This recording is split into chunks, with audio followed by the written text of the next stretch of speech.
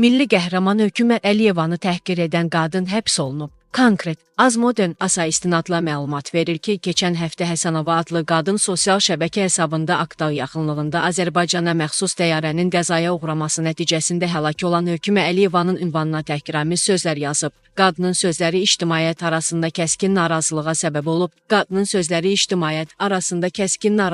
səbəb olub. Hökümət Əliyevanın həyat yoldaşı Etibar Əliyev məsələ ilə əlaqədar hüquq mühafizə orqanlarına müraciət edib. O deyib ki, qadın həyat yoldaşı barəsində qeyri-etik təhqiramiz ifadələr işlədib. Həsənova polis tərəfindən aşkarlanıb və inzibati qaydada tutularaq polis şöbəsinə gətirilib. Xanım etdiyi əməli səmimi etiraf edib.